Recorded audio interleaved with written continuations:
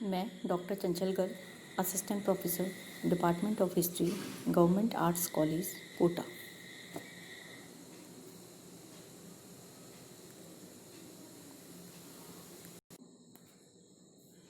आज से आपका पेपर शुरू हो रहा है, MA final, subject history, paper 8 है। Paper name ancient India, socio economic life and institutions. प्राचीन भारत में सामाजिक आर्थिक जीवन और संस्थाएं। सबसे पहले मैं आप लोगों को इस पेपर का सिलेबस बता रही हूँ।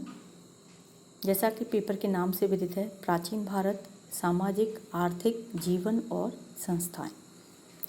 इकाई प्रथम। इस इकाई के अंतर्गत आपके टॉपिक्स हैं स्रोत। स्रोत से तात्पर्य है कि प्राचीन भारत की सामाजिक और आर्थिक जीवन की जानकारी देने वाले स्रोत कौन कौन से हैं। वैदिक समाज, वर्ण व्यवस्था, आश्रम और पुरुषार्थ, संस्कार, विवाह संस्था और परिवार। द्वितीय इकाई के अंतर्गत जाति व्यवस्था, उत्पत्ति और विकास, शूद्रों की स्थिति, छुआछूत। तृतीय इकाई के अंतर्गत स्त्रियों की अवस्था, दास प्रथा, शिक्षा व्यवस्था और संस्थाएं। चतुर्थ इकाई के अंतर्गत कृषि और कर व्यवस्था का विकास, हस्तकला और उद्योग। और पंचम और अंतिम इकाई के अंतर्गत व्यापार और उद्योग, श्रेणी व्यवस्था और मुद्रा का विकास। ये सभी विषय इस वर्ष आप लोगों को इस पेपर के अंतर्गत पढ़ने हैं। आपका सिलेबस स्टार्ट करने से पहले यहाँ मैं आपको इन दो शब्दों के बारे में थोड़ा डिटेल से बताना चाहूँगी। ये पूरा पेपर डिपेंड है दो चीज़ों पर, सामाजिक और आर्थिक इतिहास। सामाजिक और आर्थिक से क्या तात्पर्य है? सामाजिक अर्थात समाज से संबंधित। सामाजिक के अंतर्गत समाज से जुड़ा हुआ प्रत्येक पक्ष आ जाएगा, यथा सामाजिक संगठन। सामाजिक संगठन से तात्पर्य होता है जाति, वर्ण, व्यवस्था इत्यादि। इसके अलावा विवाह संस्था, चूँकि यह समाज का प्रमुख आधार रही है। परिवार, यह समाज का प्रथम बिंदु है।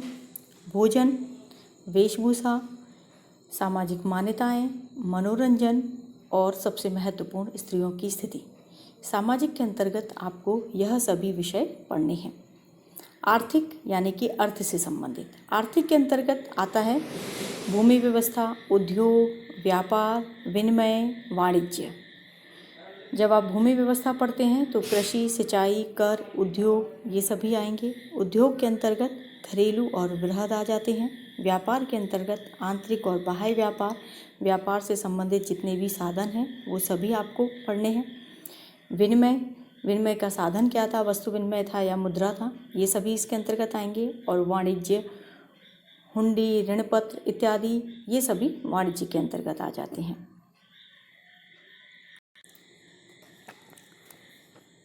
अब आप लोगों का सिलेबस स्टार्ट करते हैं।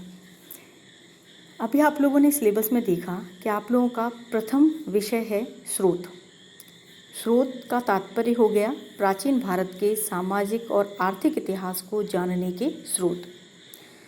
स्रोत का अर्थ है वे साधन या वे प्रमाण जिनके आधार पर हम इतिहास का पुनर्निर्माण करते हैं। इतिहास क्या है?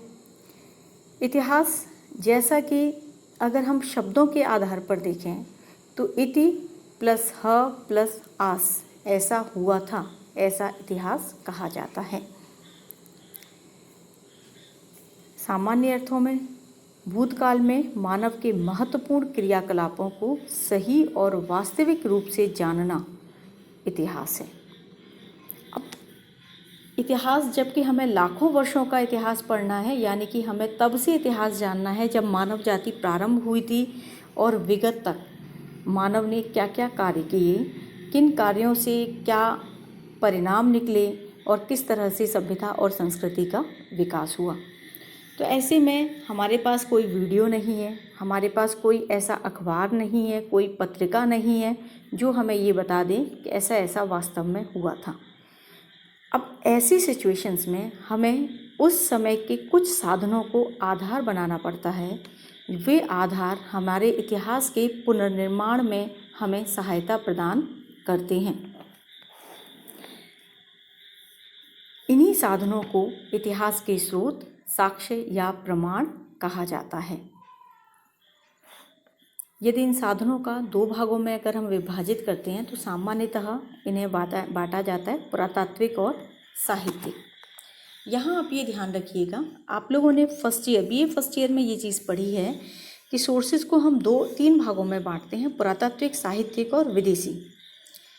लेकिन यहाँ मैं आपको इन्हें 2 भागों में बांटकर बता रही हूँ, पुरातात्विक और साहित्यिक। इसका रीज़न है कि विदेशी साक्ष्य जो हमें प्राप्त होते हैं वे या तो हमें साहित्य के रूप में प्राप्त हुए हैं या फिर वे हमें अभिलेखों के रूप में प्राप्त हुए हैं। तो इसीलिए मैंने साहित्यिक और पुरातात्विक के अंतर्गत ही उन्हें समाहित कर दिया है।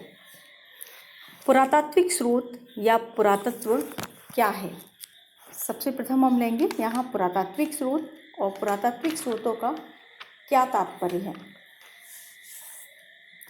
पुरातत्व वह विज्ञान है जिसके माध्यम से पृथ्वी के गर्भ में छिपी हुई सामग्रियों की खुदाई कर प्राचीन काल के लोगों के भौतिक जीवन का ज्ञान प्राप्त किया जाता है।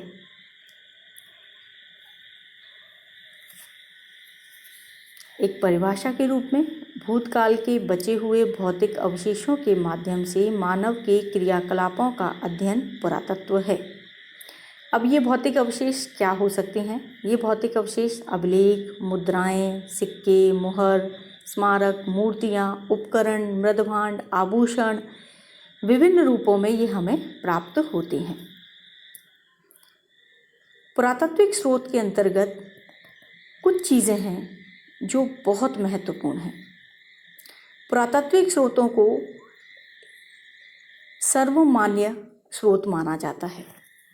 यदि इतिहास की रचना में हम ये देखें तो पुरातात्विक स्रोतों का योगदान 2 प्रकार से प्रमुख रूप से है। पहला, स्वतंत्र प्रकाशक के रूप में, दूसरा संशोधक, समर्थक या परिवर्धक के रूप में। स्वतंत्र प्रकाशक या प्रतिपादक, इसका तात्पर्य है इतिहास की कई घटनाएं ऐसी हैं जिनकी जानकारी हमें मात्र पुरातात्विक स्रोतों से होती है। यदि पुरातात्विक स्रोत नहीं होते तो हम इतिहास के उस कालखंड से अनभिज्ञ रह जाते। जैसे यदि भारत की पाषाणकालीन देखें हम सभ्यता, तो पाषाण काल की जानकारी हमें सिर्फ पुरातात्विक स्रोतों से होती है। इसका कोई लिखित साक्ष्य या साहित्यिक साक्ष्य हमें प्राप्त नहीं होता। इसी प्रकार से ताम्रपाषाणिक सभ्यताएं, कांस्य युगीन सभ्यताएं, इन सभी की जानकारी के एकमात्र स्रोत हमारे पास पुरातात्विक स्रोत हैं। यदि ये साधन हमारे पास नहीं होते तो हमें इतिहास के एक बड़े कालखंड की जानकारी प्राप्त नहीं होती। दूसरा, संशोधक, समर्थक या परिवर्धक के रूप में। अनेक घटनाओं का वर्णन साहित्य में प्राप्त है, लेकिन अनेक लोगों का मानना ये भी है कि साहित्य में कई घटनाएं कवि के मन की उपज हैं, उन्हें हम सही नहीं मान सकते। ऐसे में जब पुरातात्विक साधन उनका समर्थन कर देते हैं तो हम उन इतिहास की घटनाओं को सही मानते हैं। एक सामान्य सा उदाहरण है, कालिदास के मेघदूत में कालिदास ने मेघ को जब दूत बनाया है तो उसे एक रास्ता बताया जाता है कि किस किस तरीके से उसे उस रास्ते से जाना है। आज के समय जब पुरातात्विक साधनों की जब खोज हुई तो साफ पता चल गया कि वह रास्ता जो था वो बिल्कुल सही था, या उस तरह के मार्ग, उस तरह की महत्वपूर्ण वस्तुएं उस काल में थीं। जैसे उज्जैन के महाकाल मंदिर का उसके अंतर्गत वर्णन आता है, तो उज्जैन का महाकाल मंदिर, इसका मतलब गुप्त काल में स्थापित था। ये भी हमें उसकी प्राचीनता के बारे में जानकारी देता है। तो ऐसे पुरातात्विक साधनों से हमें ऐसी कई जानकारियाँ प्राप्त होती हैं जिनसे इतिहास की एक स्पष्ट जानकारी, जिसे वैज्ञानिक तरीके की जानकारी हम कहते हैं, वो हमें प्राप्त होती है।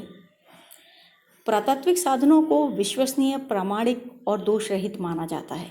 विश्वसनीय इसलिए मानते हैं क्योंकि बहुत पुराने हैं। इनका समय हम देख सकते हैं। रेडियो कार्बन पद्धति, स्तरीकरण या अन्य वैज्ञानिक पद्धतियों से इनका काफ़ी हद तक समय ज्ञात किया जा सकता है। दूसरा, ऐसा नहीं है कि उन्हें समय के साथ साथ अपने हिसाब से परिवर्तित किया गया हो, वो जैसे हैं वैसे ही हमें प्राप्त होते हैं। अब पुरातात्विक स्रोतों को हम कई भागों में बांटते हैं। पुरातात्विक स्रोतों को पहला अभिलेख, दूसरा मुद्राएं या सिक्के, तीसरा मोहरें, चौथा मूर्तियाँ, पांचवा स्मारक जिसके अंतर्गत भवन, मंदिर, स्तूप, स्तंभ, चैत्य, विहार आदि जितने भी भवन, इमारतें इत्यादि प्राप्त होती हैं सभी आ जाते हैं। छठवां उत्खनित पुरावशेष। उत्खनित पुरावशेष का मतलब है आभूषण या अन्य सामग्री जो हमें पुरावशेष में उत्खनन में प्राप्त होती है, जो हमें इतिहास निर्माण में सहायता प्रदान करती है। और सातवां इसके अंतर्गत मैंने दिया है विदेशी स्रोत। विदेशी स्रोत से तात्पर्य है विदेशों में मिले हुए ऐसे पुरातात्विक साधन जो भारतीय इतिहास के निर्माण में हमें सहायता प्रदान करते हैं।